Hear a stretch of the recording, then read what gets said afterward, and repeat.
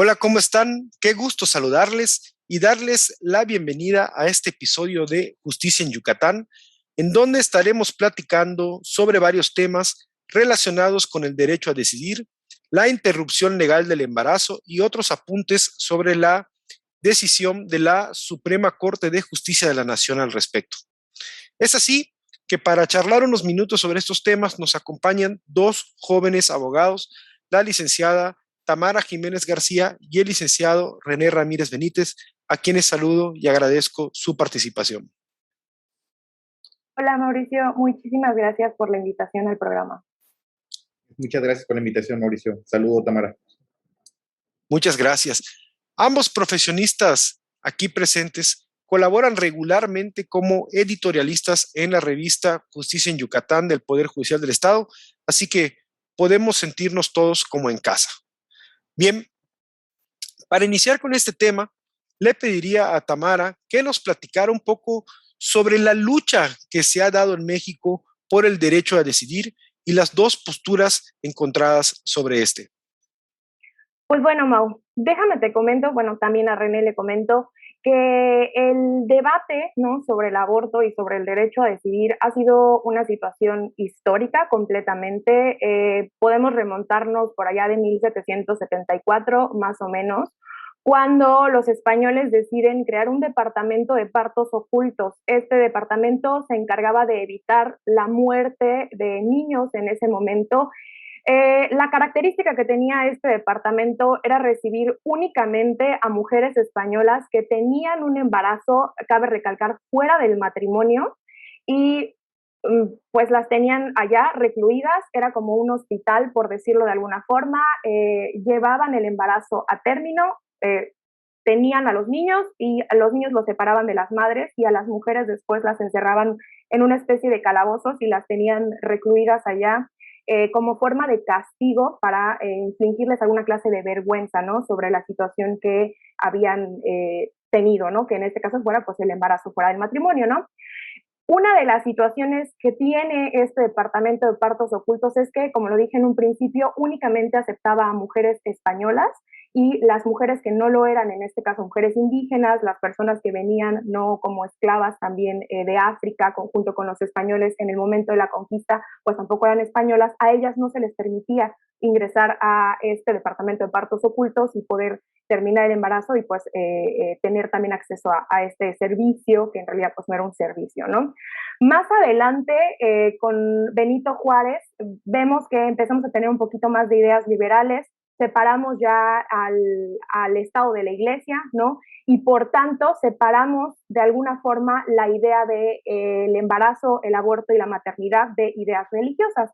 Y en este momento se crea el Código Juárez, perdón, el Código Juárez, y en este código se estipula que si bien el aborto pudiese ser penalizado, no iba a ser penalizado si era un aborto imprudencial o bien si el aborto se producía para evitar la muerte de las mujeres embarazadas. En este momento se detiene ahí la discusión, y entonces no es hasta 70 años más adelante, con la Revolución Mexicana, que comienza a haber un poco de discusión con el tema, pues porque, como nosotros sabemos, históricamente las mujeres hemos sido violentadas sexualmente, y pues no es la excepción la Revolución Mexicana. Entonces empieza a haber un poco de movimiento, pero en realidad no hubo ningún avance fructífero al respecto. Más adelante, entre 1949 y 1963, es que empieza a haber de nuevo debate al respecto, específicamente en la Ciudad de México, con relación a si es correcto o no penalizar a las mujeres por abortar. Sin embargo, tampoco hubo un movimiento real al respecto, sino hasta el 2007, que la entonces Asamblea Legislativa del Distrito Federal, ahora Ciudad de México, como todos lo sabemos, aprueba diversas reformas a la Ley de Salud y al Código Penal de la Ciudad de México, en ese momento Distrito Federal, para permitir que las mujeres de forma libre decidieran si querían abortar o no hasta las 12 semanas del embarazo. Más adelante, en el 2008, la Suprema Corte de Justicia de la Nación avaló esta decisión de la Asamblea Legislativa del Distrito Federal, y de ahí en adelante Ha habido debate al respecto, sin embargo, en realidad ha sido muy poco fructífero hasta apenas hace algunos años, ¿no? En 2019, por ejemplo, en Oaxaca se despenalizó y aparte en 2021, o sea, actualmente en Hidalgo y Veracruz, ¿no? Entonces, si nos damos cuenta, en realidad ha sido una lucha histórica, pero que tampoco ha tenido tanto movimiento al respecto, sino es que en la actualidad, que las mujeres actuales hemos decidido comenzar a luchar por nuestros derechos. Muy bien. Licenciado René, en tu editorial Guerra de Absolutos, que por cierto está incluida en la muy próxima edición de la revista, mencionas el conflicto que se presenta entre el bien jurídico de la vida y el de la libertad, y la necesidad de configurar una respuesta jurídica a esta guerra de absolutos. ¿Podrías abundar un poco sobre esto? Claro, y justamente lo que redacto a manera de introducción en mi colaboración, más que nada era, digamos, una invitación a un poquito de controversia, ¿no? Hay que recordar que uno de los grandes profesores de Derecho Constitucional de la Escuela de Derecho de Harvard, que es el Lawrence Tribe, escribió, me parece, una de sus obras pues maestras en 1991, que en inglés es Clash of Absolutes, ¿no? O Guerra de Absolutos, que hablaba más que nada sobre diversas sentencias o precedentes judiciales de la Corte de los Estados Unidos.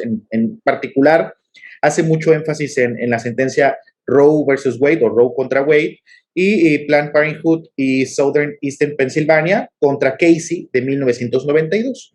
Estos dos particulares precedentes resultan, digamos, fundamentales para entender cómo se concibe en el derecho constitucional norteamericano este tema sobre la interrupción del embarazo, ¿no? Y en este caso, más que nada, el profesor Lawrence Tribe lo que hace es plantear un tema sobre cómo de manera sucesiva a través del tiempo va a existir este conflicto entre pues, la vida y la libertad. Sin embargo, yo hago la acotación sobre que en ese particular momento de la obra del profesor Tribe no hace referencia a la ley de la ponderación y la fórmula de peso de Robert Alexy, que bueno, ya se ha argumentado, ya se ha estudiado mucho respecto a la argumentación jurídica.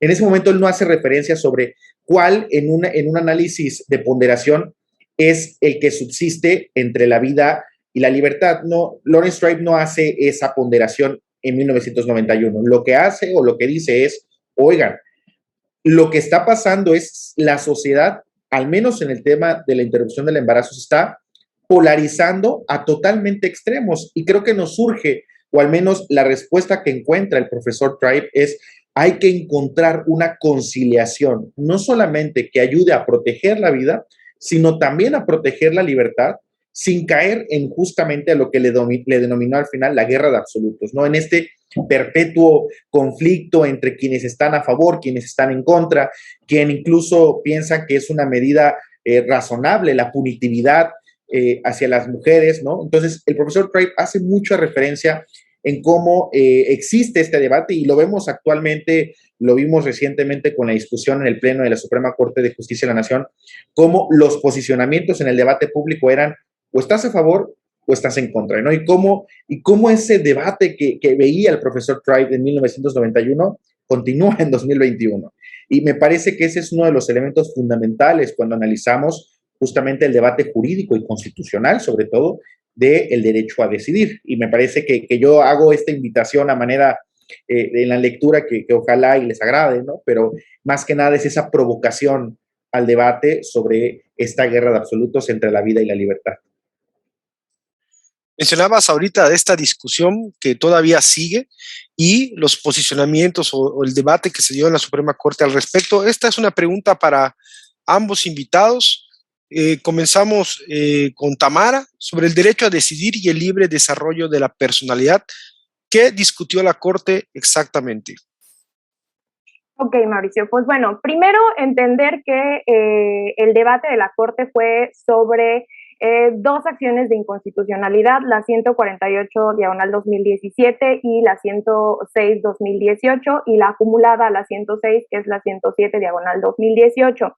En estas acciones de inconstitucionalidad, el estudio versó con relación a hasta dónde nosotras las mujeres tenemos derecho a decidir y hasta qué punto está protegido en este caso el bien jurídico tutelado de la vida, ¿no? El análisis jurídico se sienta que, pues, si bien es cierto, el producto de la gestación merece protección, porque al final de cuentas es vida, ¿no? Según los científicos, toma relevancia, esta gestación toma relevancia y por tanto el bien jurídico tutelado tomará relevancia a medida que avanza las etapas del embarazo. Es decir, que aunque si bien es cierto, en un inicio tiene protección, esta protección aumenta con la gestación, ¿no? Es decir, desde el mes 1 hasta el mes 9, que sería el término, ¿no? Y que si bien es cierto, merece esta protección y toma relevancia a medida de que sucede o el término de las etapas, también es cierto que no podemos dejar de lado que los derechos de las mujeres y las personas gestantes también tienen cabida dentro de esta situación. Y en este caso, pues, resolvieron que es más importante, de alguna forma, proteger que nosotras podamos decidir sobre nuestra libertad reproductiva y sobre nuestra salud sexual en este caso. René.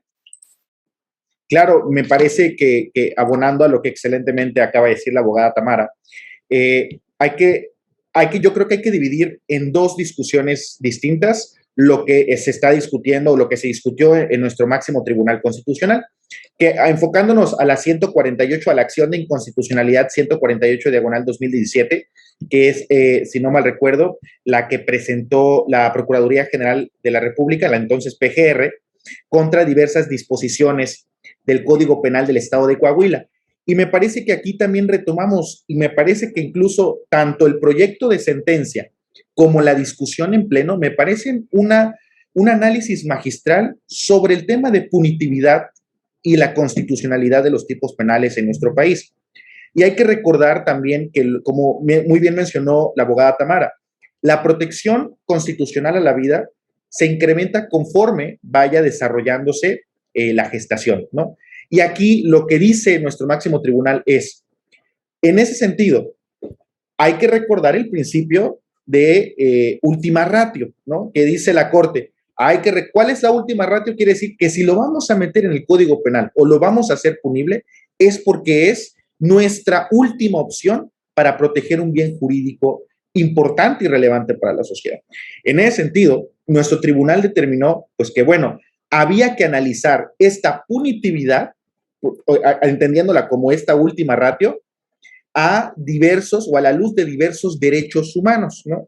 En particular, me parece que lo que hace el proyecto y la Corte es aplicar la perspectiva de género al momento de resolver esta determinación. ¿Y qué vamos a entender por perspectiva de género? ¿No? Pues hay que entender que en ese caso, pues tiene que resolver nuestro máximo tribunal tomando en cuenta diversas situaciones, tanto de violencia, discriminación, vulnerabilidad por razones de género, a fin de que cuando se resuelva esta problemática, se resuelva garantizando un acceso a la justicia de manera efectiva e igualitaria, ¿no? Entonces, en ese sentido, pues nuestro máximo tribunal dijo, oye, respecto a la acción de inconstitucionalidad 148 diagonal 2017, donde se debate el tipo penal de aborto, no resulta, a la luz de un análisis de última ratio, no resulta legítimo aplicando este método de perspectiva de género, pues no resulta constitucional un tipo penal de manera absoluta. Creo que es lo que también hay que hacer énfasis.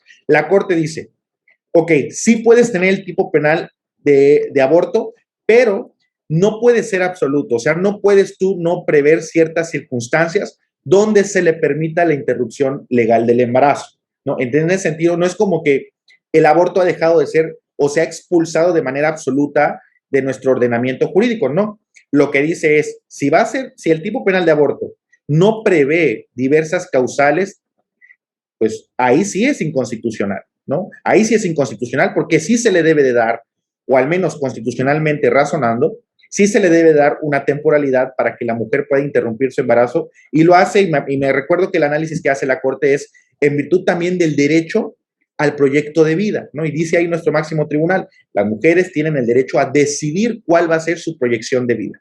Y en ese sentido, pues debe haber una temporalidad que permita a la mujer poder interrumpir el embarazo.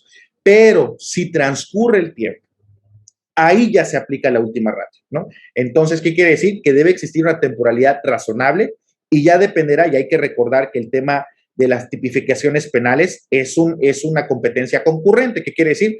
Que le absorbe tanto a la federación como a las entidades federativas, ¿no? Entonces, en ese sentido, pues cada vez que se vaya a formular un tipo penal, pues debe tener en consecuencia este análisis que ya realizó la Corte, donde pues tiene que también contemplarse. Me parece que la Corte también discutió el tema del aborto forzado como un tipo penal que sí es constitucionalmente válido.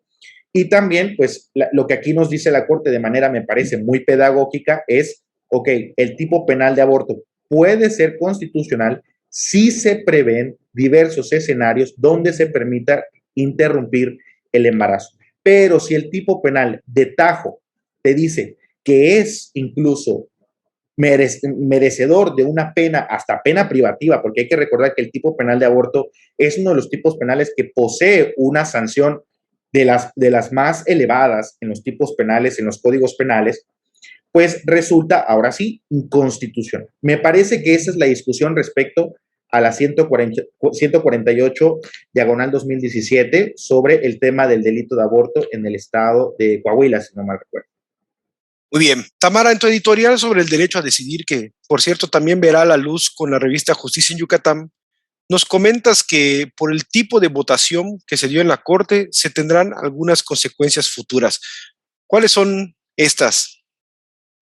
Muy bien, pues bueno, justo como lo comentas en la editorial con la que colaboro para el tribunal, desarrollo que, pues bueno, a raíz de que la votación que se llevó a cabo en el Pleno de la Suprema Corte supera los 8 votos, esto quiere decir que ahora esta resolución será obligatoria para todos los jueces en la República. ¿Esto qué quiere decir? Que si llegase a estar en manos de jueces algún asunto relativo a alguna denuncia por aborto, ellos tendrán que apegarse a lo que en este caso la Corte resolvió conforme a la inconstitucionalidad de la penalización. Y como lo decía el abogado René, si bien es cierto, habrá que tener un debate con relación a la temporalidad del mismo. De entrada, si nosotros hiciéramos una analogía o un estudio relativo a que, por ejemplo, en la Ciudad de México tenemos o está establecido que hasta las 12 semanas podemos abortar sin ninguna consecuencia jurídica, pues quizá en ese sentido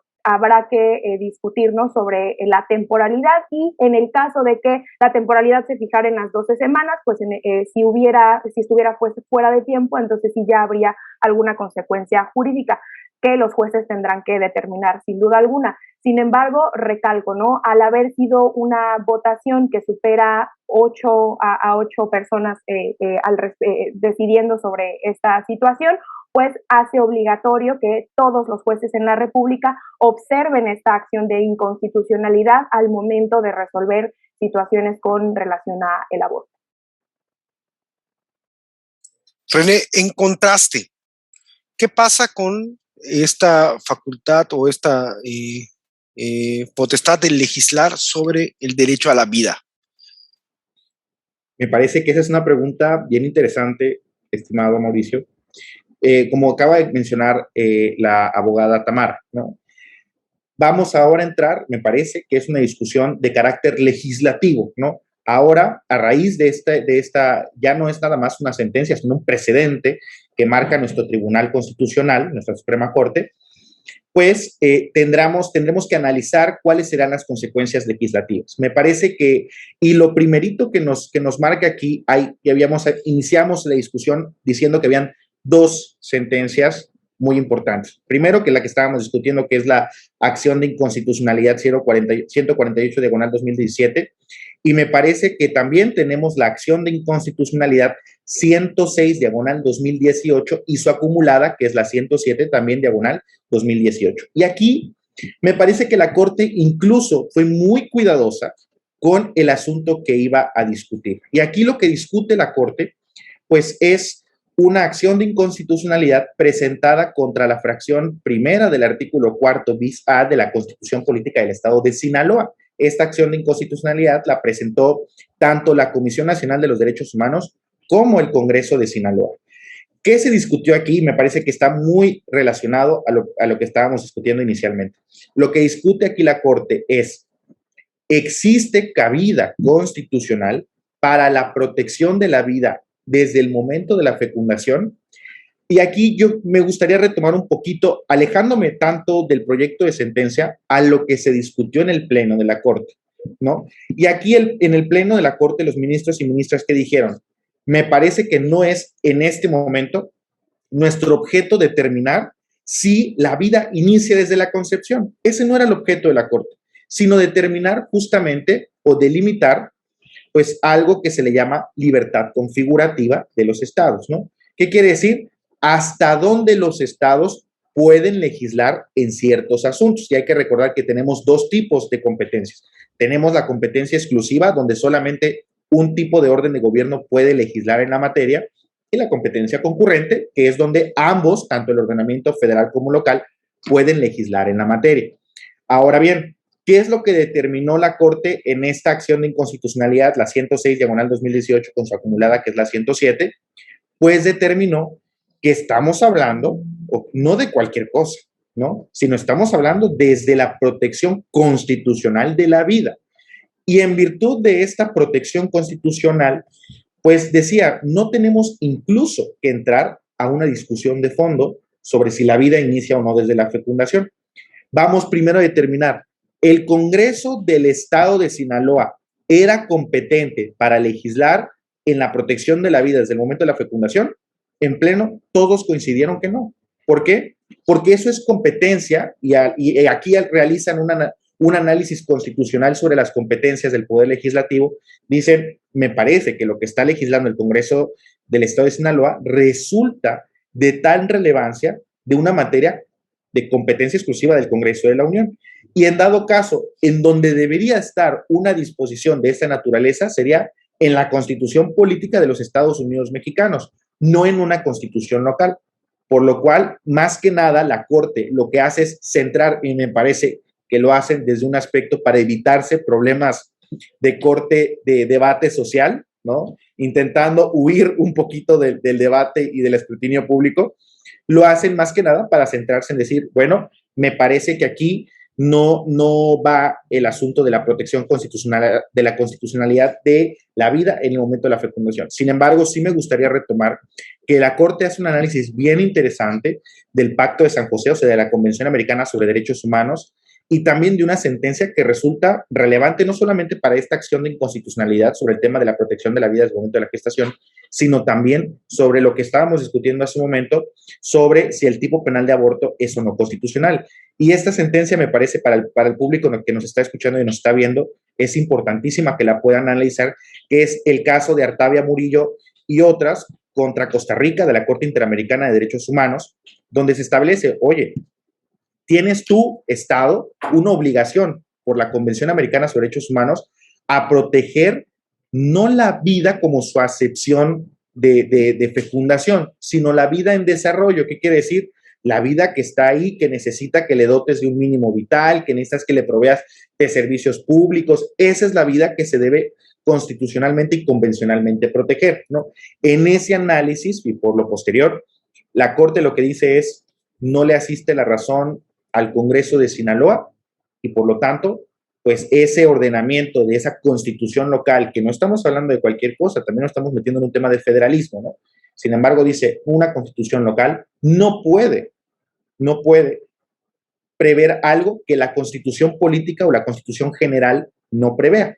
En ese sentido, pues los estados no tienen la competencia de legislar en materia de protección de la vida desde el momento de la fecundación y por lo tanto, pues no puede ser constitucionalmente válido esto.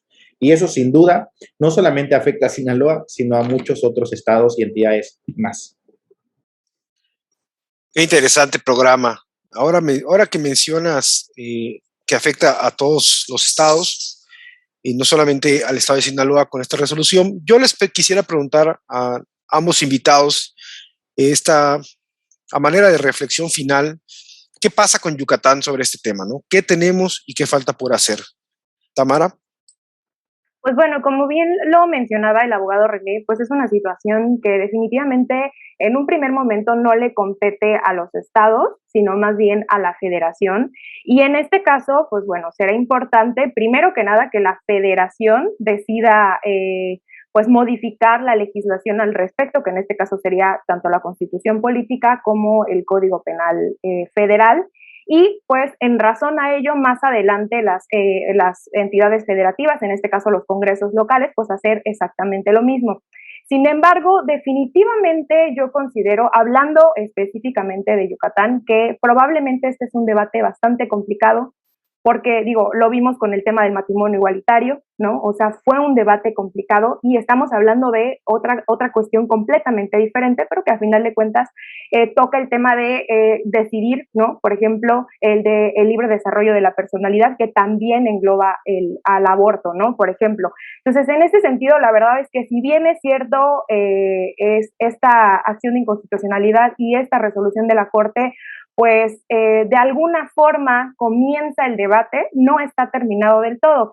Y me gusta pensar que quizá en algún punto vamos a poder llegar a lo que en este momento está Estados Unidos. No quiero hablar específicamente de Texas, que ahorita también es un tema complicado allá mismo, ¿no? Pero en algún punto el aborto en Estados Unidos y el debate en Estados Unidos era en razón de la temporalidad, ¿no? De hasta en qué momento era adecuado abortar, ¿no? Me gustaría pensar que vamos a llegar a este punto. Y como lo decía hace un momento, si bien es cierto, esto es apenas como la punta del iceberg, seguramente en el futuro vamos a tener legisladores y legisladoras que quieran meterse a estudiar este tema y que quieran realmente hacer algo por las mujeres mexicanas y pues por las mujeres yucatecas en su caso. Ahora, algo súper importante y que me parece necesario apuntar es que si bien es cierto, en este momento se resuelve en relación a la constitucionalidad o inconstitucionalidad de el penalizar a las mujeres por abortar,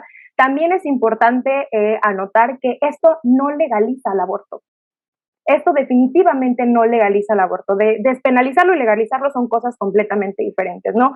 Entonces, en ese sentido, también será trabajo tanto del Congreso Federal y posteriormente de los congresos locales poder introducir al debate el legalizar el aborto, ¿no? Y en ese sentido, el legalizarlo, pues nos va a permitir a nosotras como mujeres acceder al aborto desde el sistema de salud pública, ¿no? Que también eso es importante recalcarlo, que a lo que a nosotras nos interesa no solo es poder abortar, sino también hacerlo en un espacio seguro que nos garantice que, primero que nada, van a ser respetados nuestros derechos como mujeres y el derecho que tengamos a decidir, y segundo, pues, el derecho que tenemos a la salud y al servicio público para poder hacerlo en un ambiente pues de salubridad, obviamente, en el que el procedimiento se ha llevado a cabo por profesionales en la materia.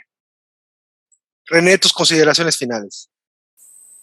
Sin duda, estamos hablando de un tema que, como retomaba el inicio, sigue siendo y seguirá siendo una guerra de absolutos. Y hay que retomar también cuál es nuestro contexto local, ¿no? Hay que recordar que en la Constitución Política del Estado de Yucatán, en su artículo 1, párrafo 3, se contempla la protección de la vida desde el momento de la fecundación, ¿no? Entonces, no es un tema ajeno a nuestro Estado, al contrario, es un tema que nos atañe y que incluso nos golpea en un sentido, digamos, configurativo directamente, porque entonces quiere decir que la Corte determinó, incluso me parece que en esa acción de inconstitucionalidad, la 106 y la 107, diagonal 2018, determinó que los estados pues no tenían la competencia.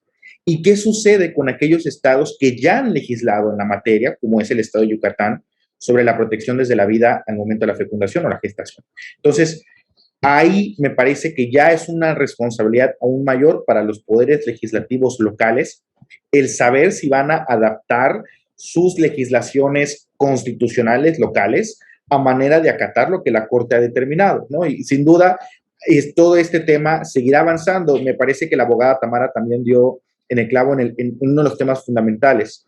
No se ha legalizado. Para eso tendría que modificarse dos ordenamientos principales. Primero, la Constitución y segundo, la Ley General de Salud. Ya existe una norma oficial mexicana, la NOM 046, que habla sobre la interrupción legal del embarazo en casos de violencia sexual, en particular los casos de abuso y violación.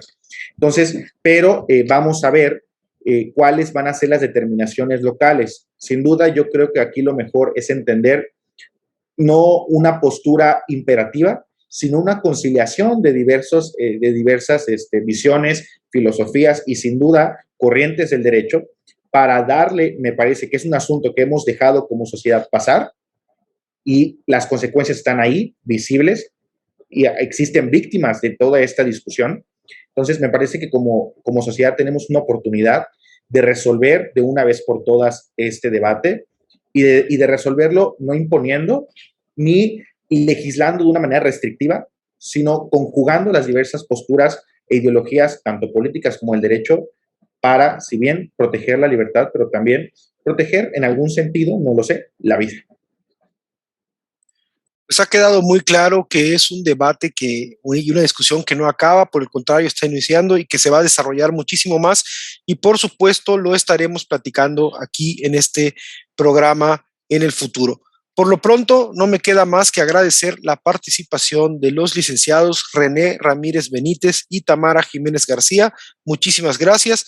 No nos vamos sin antes recordarles que pueden encontrar todos los episodios de este podcast a través de Spotify bajo Justicia en Yucatán Radio y por supuesto todos los episodios en video por YouTube que tiene su propia lista de reproducción como Justicia en Yucatán Radio.